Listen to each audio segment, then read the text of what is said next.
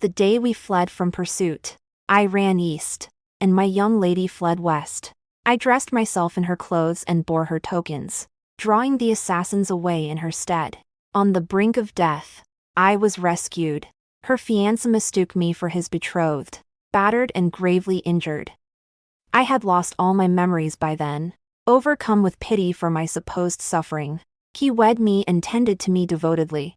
5 years later, he brought home a woman covered in fresh wounds. It was my real young lady. Chiyu believed I had deceived him all along, consumed by burning hatred.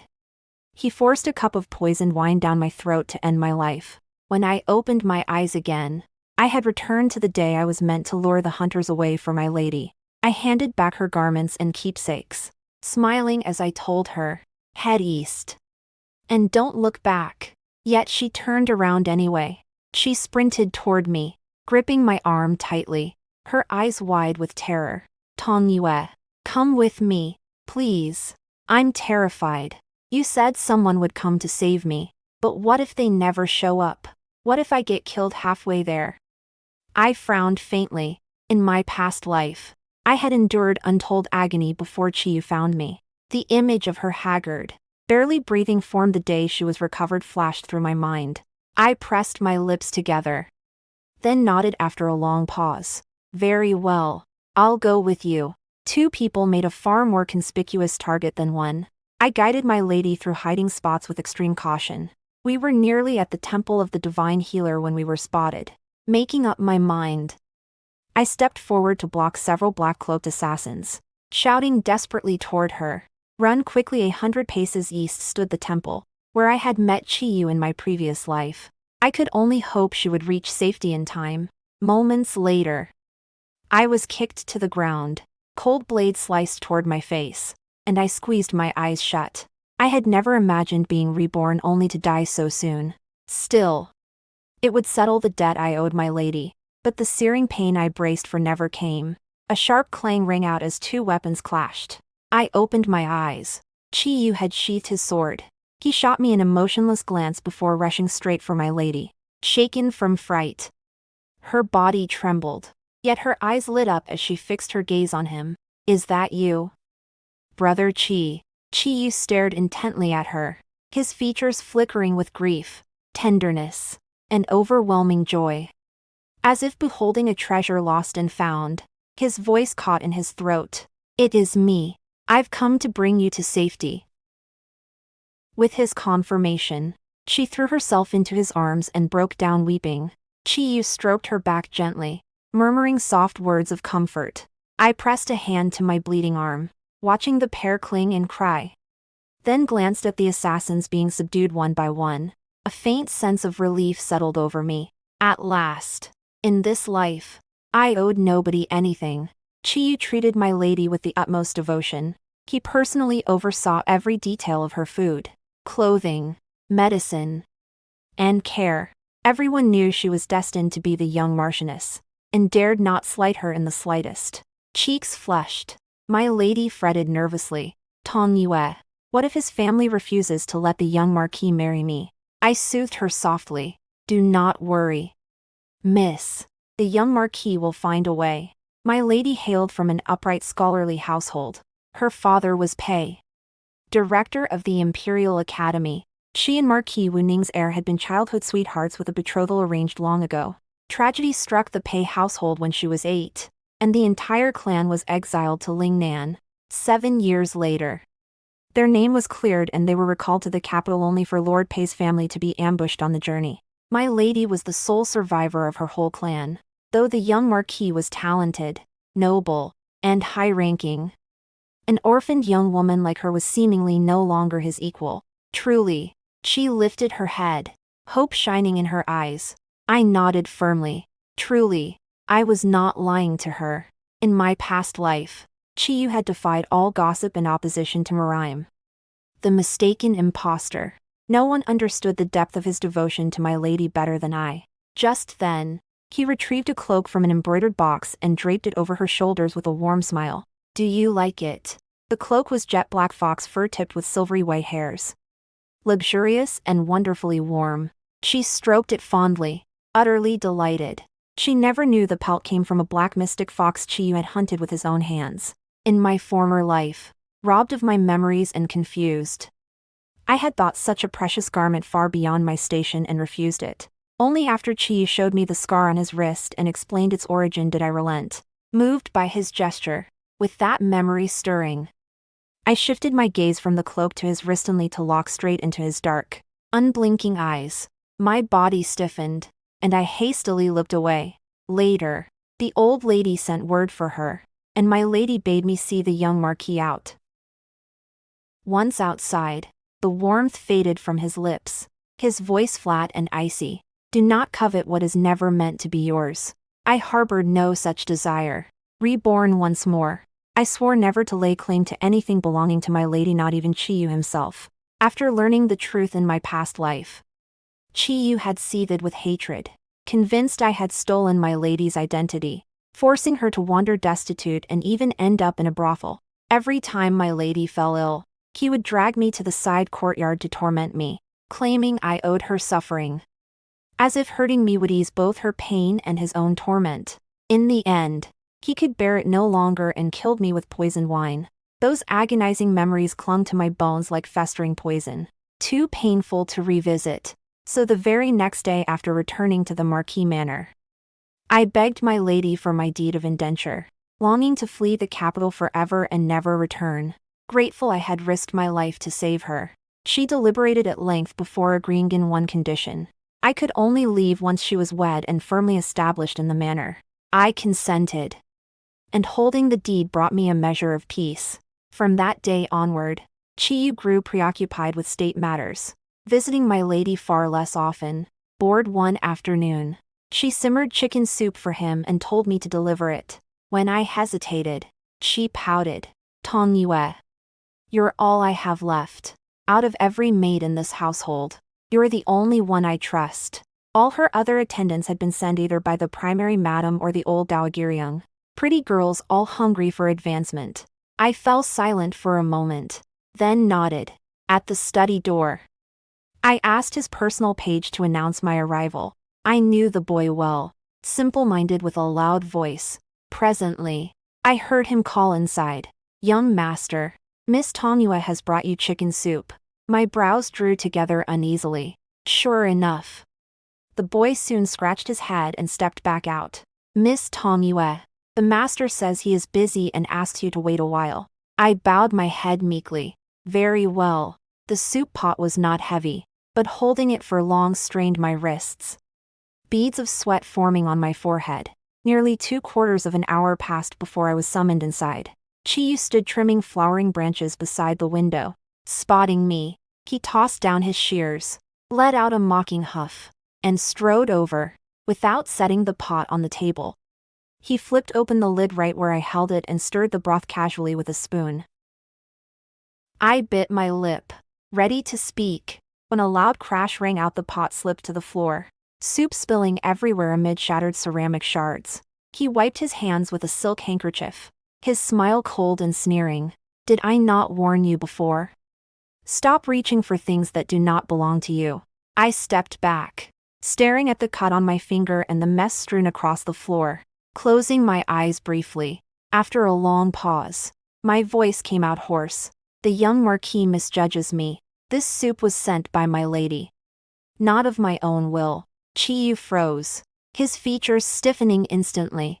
Paying him no mind, I knelt to gather the broken shards, tidying the mess to leave. I had barely lifted a foot to go when he called my name. His expression shifted through a flurry of emotions. He pulled a small jar of ointment from his sleeve and tossed it into my arms. His tone gruff. Smear this on your wound yourself. I would not have others claim the manor mistreats its servants. I told my lady nothing of the confrontation, only saying I had accidentally spilled the pot myself. She looked displeased yet did not punish me. By all accounts, she had always been a kind mistress. I had grown up by her side, seldom knowing hardship. If not for my amnesia and being mistaken for her by Chiyu in my past life, she would never have endured years of suffering and wasting away on the streets. Guilt lingered in my heart toward her. Regardless, I thought the incident would end there. Yet the next noon I overheard Chiyu complaining to her with pointed insinuation. While Tongyue did save your life, she is still only a maid by birth. You are too soft-hearted to not let her deceive you. Through the curtain. Her voice sounded confused. Why would you say that? Brother Chi, do you dislike her? You always wear such a cold face whenever she is near. The male voice inside faltered, sounding faintly irritated. I would never stoop to quarreling with a mere servant girl. I only urge you to be wary. You can never truly know what lies in a person's heart. How can you be certain she is not scheming to climb into someone's bed behind your back? His voice dwindled too low to make out further words. Half a teacup later, Chiyu stepped out of the room. I stepped backward, only to meet his stunned gaze. He seemed to realize he had been overheard, his complexion shifting repeatedly, awkward and flustered. He stared at me, lips parting and closing repeatedly as if desperate to say something. Yet he uttered nothing at all before spinning on his heel and storming off with his hands clasped behind his back. I paid him no heed and lifted the curtain to enter my lady's chamber. In this lifetime, I intended to cut all ties with him entirely. What he thought of me mattered not in the slightest. A few days later, my lady came to find me brimming with excitement. She pressed a portrait into my hands, speaking mysteriously. A distant merchant relative of the manor has come. Surnamed Zhang. He seeks a steady senior maid to take as his legal wife. I've made inquiry. She comes from a wealthy, upright household with an honorable character. The old dowager has been unwell lately and left this matter to me to arrange. Would you be willing to meet him? Tongyue. I instinctively refused. Miss, this is inappropriate. I wanted no further entanglement with anyone connected to the Marquis Manor. She cut me off mid-sentence. Don't rush to turn it down. Do you know how many people have come begging me to play matchmaker for you these past 2 days? Everyone is scrambling for the chance. I reserved this match specifically because you are my closest maid. Her shoulders drooped a little, sounding helpless. Besides, I cannot help but notice Brother Chi seems to hold you in disdain. Much as I hate to see you go, I cannot keep you by my side forever. The Zhang family lives far away in Songzhou. But if you marry well there, I can reconcile myself to our separation. My heart stirred. The words of refusal died on my tongue. Songzhou. It truly was a faraway, safe haven. After a moment's hesitation, I nodded my consent. Soon afterward, I met young Master Zhang. After a brief conversation, I learned the Zhang clan was rooted in Songzhou. He traveled constantly for trade and sought a reliable maid from a prominent household to manage his home. It was a mutually beneficial arrangement. A decent prospect.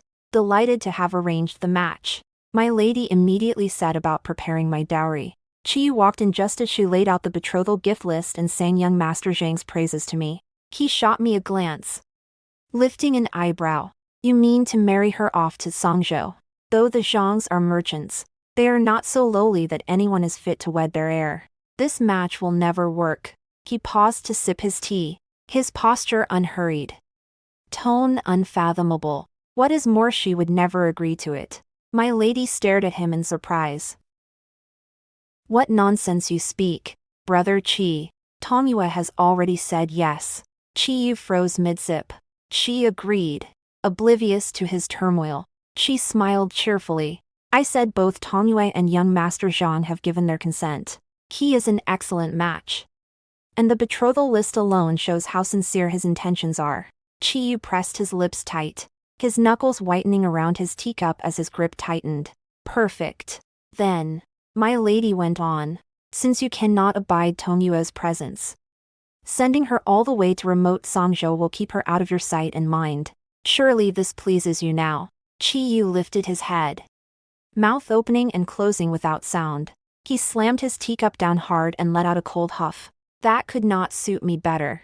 Chiyu declined to stay for dinner, claiming work awaited him in his study and leaving alone shortly after. I dined with my lady, washed up, and headed back to my quarters for the night. Yet the moment I stepped into my courtyard, I was dragged into a shadowed corner. Moonlight dim around us. Chiyu pinned me with his deep, smoldering eyes, his voice frigid. Are you so desperate for a husband you would throw yourself at a lowly merchant from the bottom rung of society? I struggled to pull free of his grip. Show some respect, young Marquis, lowly as I am. Why am I unworthy of such a marriage? I bit my lips slightly, lifting my chin to meet his gaze. Besides, my marriage is decided by my lady. What relation is it to you, young Marquis? What right have you to interfere? Chiyu fell silent for a heartbeat, his gaze dark and agitated. Voice lowering sharply. You are a maid of this manor.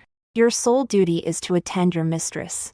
If you fill your head with frivolous fantasies, how can you properly care for her? I drew a slow breath, bowing my head to keep my tone even and calm. If I have erred, my lady will discipline me herself. No need for the young Marquis to trouble himself over my affairs. Perhaps my docile demeanor appeased him.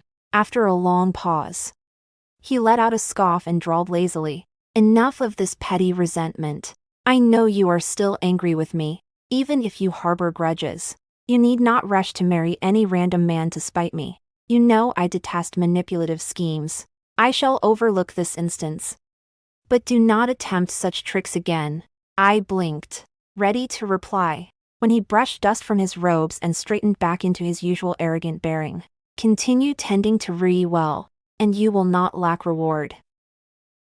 If you serve exceptionally faithfully, I may consider taking you as my concubine in the future. He cut himself off abruptly, as if realizing he had spoken something he ought not to have. He shot me an irritated glare before whirling around and storming away with a swish of his sleeves. Chiyu did not appear for the next several days. Yet an uneasy restlessness gnawed at me. My intuition proved correct 3 days later. I was helping my lady dress when she turned to me with a troubled expression. I'm afraid your betrothal to young Master Zhang has fallen through. Tong Yue. My hands stilled mid-movement. And she went on. Young Master Zhang fell from his horse a couple days ago and broke one leg. His mother claims this marriage must bring ill fortune, hinting you are a bad omen who brings ruin to husbands, and wishes to break the engagement. My whole body stiffened, blood rushing to my head. It was Chiyu. He was behind this. I sank my teeth into my lower lip, a whirlwind of hurt, rage, and hatred churning inside me, draining the color from my face. Why would he not leave me in peace? In this life I had done nothing to provoke him. I only wished to put distance between us all. Was even that too much to ask? I suddenly recalled his unfinished words that night. He had meant to take me as his concubine. The realization sent my chest heaving violently, a metallic tang rising in my throat. My vision swam, and I fainted dead away. As a maid, I had never been free to choose my own fate. I had long known girls like me were destined to wed fellow servants, become a master's concubine, or with our mistress's mercy, marry a merchant steward. I would have accepted any of those paths. But reborn, I wanted none of it. I refused to get tangled up in anyone's romantic entanglements, least of all Chiyu's, whether he sought to torment me or install me as his concubine for some twisted motive. I wanted no part of it. I needed to carve out a future entirely my own, one Chiyu could never meddle with. I lay on my bed, staring silently at the white bed curtain for a long time. Eventually, my roommate Chuiying stepped in with a basin of water, gasping with joy. Tong Yue, you're awake at last. You've slept for ages, and the young lady has come to check on you many times. Thoughts of my lady softened my heart. In this life, I would ensure she came to no harm, no matter what. I went to visit young Master Zhang myself. Madame Zhang was displeased at my arrival, dabbing her handkerchief and speaking sarcastically, refusing to let me see him until Zhang Yi called out and granted me entry. He lay reclined on a couch with his legs splinted, shifting awkwardly. Pardon my inability to rise, Miss. If you have come regarding the broken engagement, he glanced at me and smiled bitterly. If your heart already belongs to another, why drag our family into your troubles? I am merely a common commoner. How dare I compete with the young Marquis for a woman? I clenched my hands at my sides, confirming my suspicion. It was indeed Chiyu's doing. Still, I had another urgent reason for coming beyond confirming the truth. Drawing a deep breath, I met his eyes squarely and spoke. I have come to beg a favor of you. I wish to meet your patron, the Grand Supervisor. Lord 9000. At my words, his previously easy demeanor sharpened instantly, his gaze sharp and intense. Voice dropping low. How do you know of his connection to me? I paused a moment. Speaking softly. You will understand once I speak with him face to face. Back at the manor, my lady asked me afterward, is his leg truly injured? I nodded. She sighed. It is simply fate, you were not meant to be. I will find you a far better match in time. How infuriating, never falls yet chooses to crash his horse right now. She patted my hand to comfort me. Muttering to herself, I hesitated and said nothing of the truth. In her eyes, Chi-Yu loved her wholeheartedly. She could never fathom he would sabotage her maid's marriage or scheme to take the maid he claimed to hate as his concubine. In our past life, Chi-Yu had loved only me, the mistaken imposter, and never taken a concubine. Even after my lady returned, though he devoted himself to her, he never granted her formal status as his secondary wife. With my marriage plans stalled, preparations for my lady and Chi-Yu's wedding pressed onward. Soon their wedding day arrived. My lady blazed like fire in her wedding robes, beauty blooming like peach blossoms, soft joy shining even beneath her red veil. Chi-Yu gazed at her tenderly. Yet every so often his gaze drifted toward me, heavy with unspoken complexity. I knew he was remembering our own wedding from our previous life. We had never spoken it aloud. Yet we both knew we had been reborn. I turned my shoulder to evade his stare. I only hoped he would treat her well, and spare us the tragedies of our former life. Newlywed bliss put Chi-Yu in a lighter mood toward me as well, no longer prone to sudden questioning and sneering as before. For instance, he brought lotus seed cakes all the way from the eastern city for my lady, yet bought an extra plum blossom pastry besides. When she looked confused, he glanced casually my way. This one may go to the maid. I bowed my head. In our past life, he had often gone out of his way just to buy me plum blossom pastries. The gesture brought me no joy, only unease. I wondered why Lord 9000 had not yet sent word to summon me. I resolved to seek out Zhang Yi for answers, only for the Grand Supervisor himself to pay a visit to the manor first. My lady and I hurried over to find him conversing with Chi-Yu beneath a plum blossom tree. Winter had waned, yet he wore a silver fox fur cloak over heavy official robes trimmed in black fur. His skin pale as frost and snow, half-lidded eyes held an unsmiling, imposing air as he spoke. Smiling faintly, Chi-Yu's face was tight with suppressed anger, visibly aggrieved. This is Supervisor Shin, the Empress Dowager's most trusted confidant, the powerful Lord 9000. I heard him mutter unhappily to my lady. Chi-Yu and Shinwu had long been political rivals on opposing factions, a fact I had long known.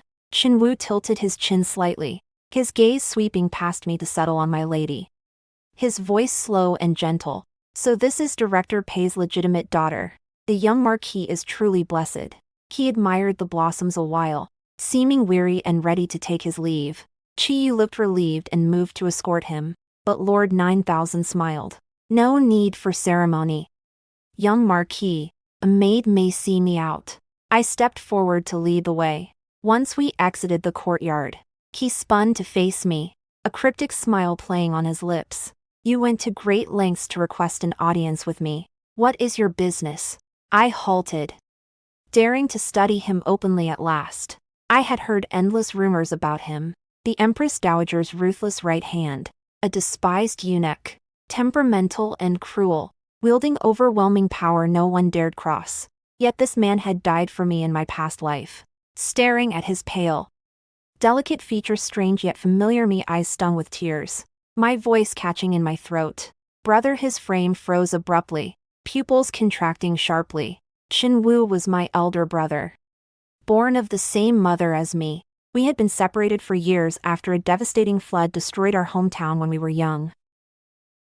In my past life, he had recognized me first after I lost my memories. Tragically, he and Chi were bitter political enemies aligned to opposing factions.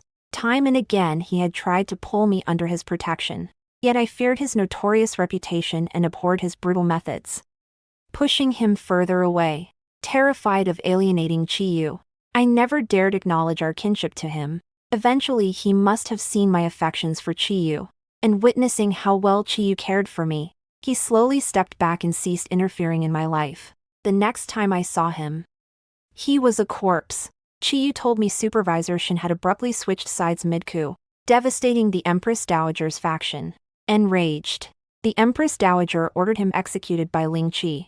Death by 1,000 cuts. By then the second prince had been named Crown Prince, and Chiyu rose to become Marquis Wu Ning, unmatched in prestige. Long afterward I suspected Shenwu's betrayal was a desperate last resort. Their plot had threatened both my life and Chiyu's, forcing him to sacrifice himself to protect us. Memories of our past life washed over me. Shenwu tugged down my sleeve to examine the red mole on my wrist, then lifted my collar to check the birthmark on my neck. I submitted without resistance, until his trembling fingers brushed my cheek once he confirmed the mark. His usually cold, dangerous dark eyes glistened with moisture. He pulled me suddenly into his embrace, voice choked with emotion. I thought you were dead. I had never intended to reveal our bond. Though Shenwu had risen to immense power and prestige as a eunuch, my existence had constantly hampered his choices, ultimately costing him his life and head. I had not wished to drag him down, nor be caught between him and my lady. Yet I had run out of options. I refused to become Chiyu's concubine, nor could I remain trapped inside Marquis Wu Ning Manor any longer. Before parting, my brother pressed a jade pendant into my hand, telling me to seek Zhang Yi if I ever needed help. It explained why Zhang Yi had felt familiar when we first met amid the chaos of our past life. He had once delivered letters to me on my brother's orders. I had been gravely ill when Zhang Yi originally came to the manor seeking a wife, so I had never learned of that arrangement at the time. Clearly the entire Zhang household was not under Chiyu's control. After Shenwu left, Chiyu flew into a towering rage, sullen and gloomy for days on end until news spread that my lady was with child, easing his foul mood at last. Eyes glowing, she stroked her belly in pure delight, while Chiyu stayed close beside her, tender and affectionate. I stood beside the screen watching them, a faint smile tugging at my lips. In my past life, my severe injuries left me unable to bear children. Though Chiyu never spoke of it, he had secretly consulted countless physicians hoping for an heir. Naturally he was overjoyed now that my lady carried his child. All at once Chiyu's gaze drifted over to my stomach. He studied me, his smile fading into thoughtful contemplation. My heart lurched with alarm, and I quickly bowed my head. That evening, I went to speak with my lady. I said only that my long-lost elder brother had come to fetch me home. She asked a few questions, sensing my unshakable resolve, and sighed quietly. Now a marchioness with a child on the way, she was firmly established within the manor.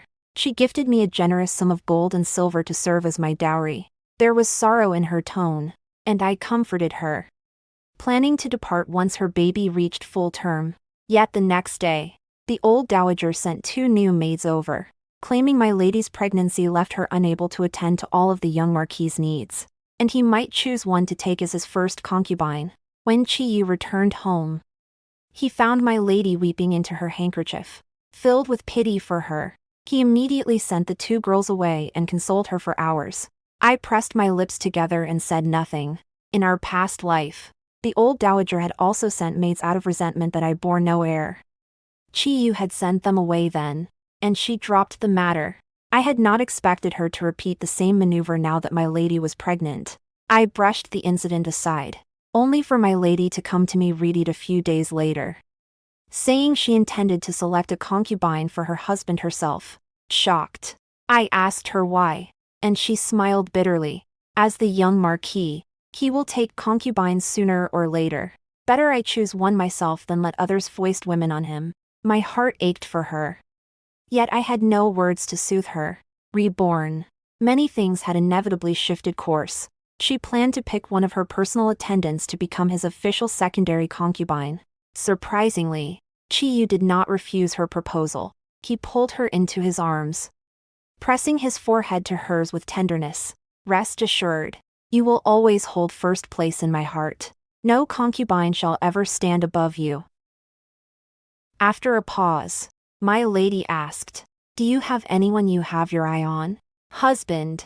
Chiyu lifted his eyes, his gaze lingering briefly on me before he spoke flatly. Any of your attendants will suffice. Someone close to you who has served you long would be best. Bringing her into the household would spare you much trouble. My lady followed his line of sight to meet my eyes, then smiled faintly and nodded softly. Very well. I froze cold all over my body.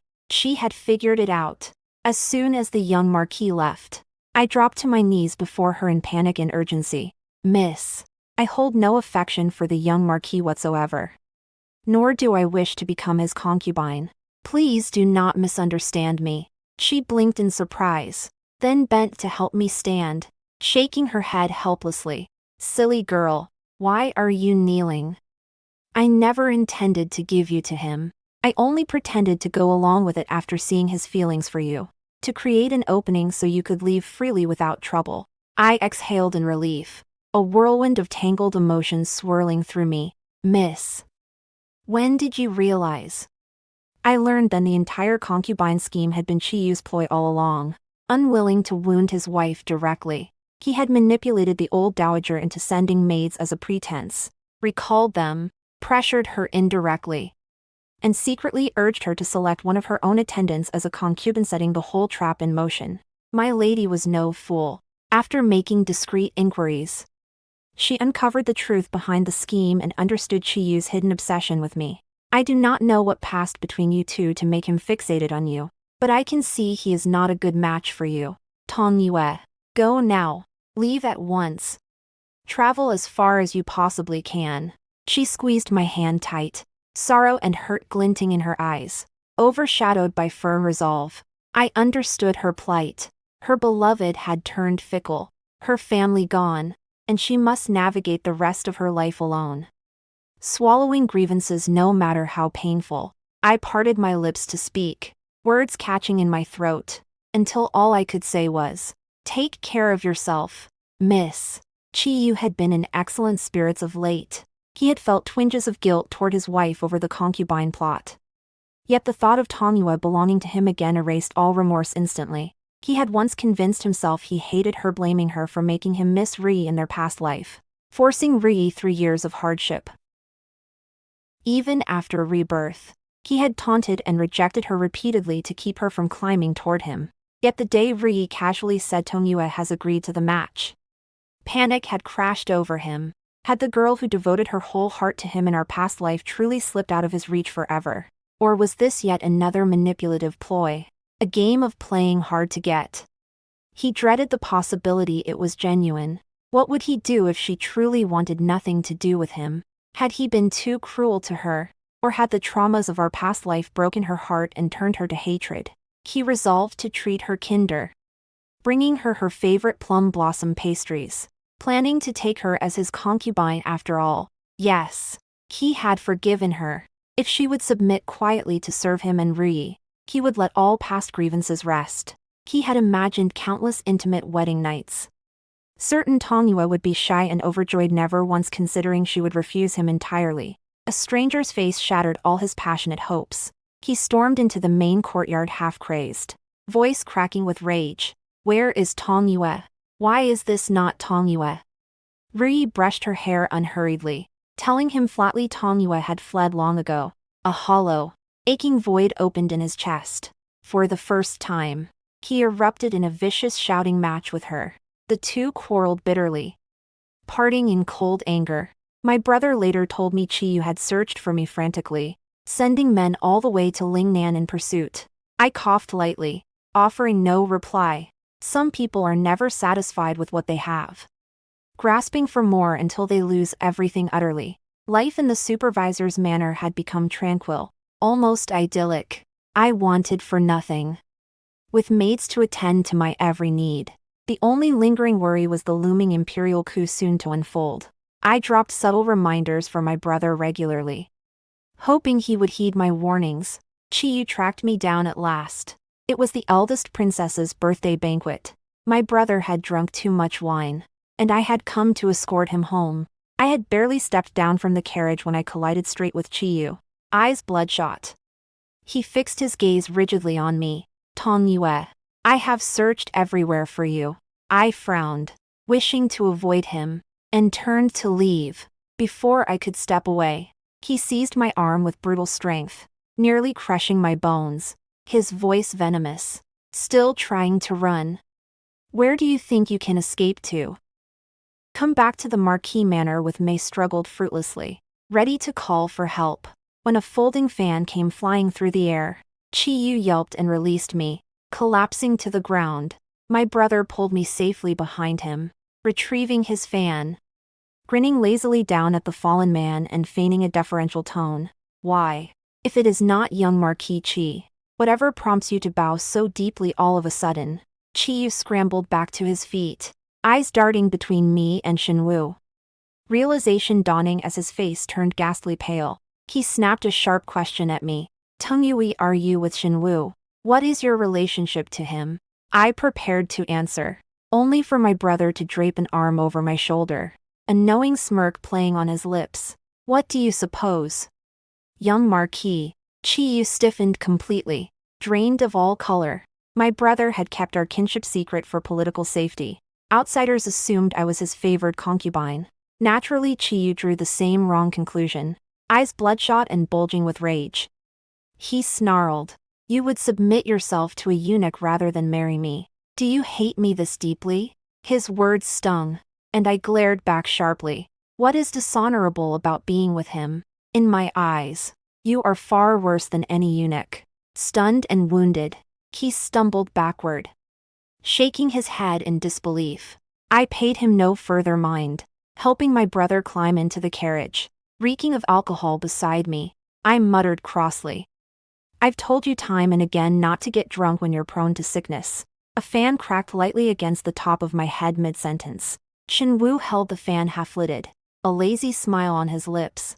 Little girl, daring to lecture me now. After that, whether defeated or resigned, Chi-Yu never came searching for me again.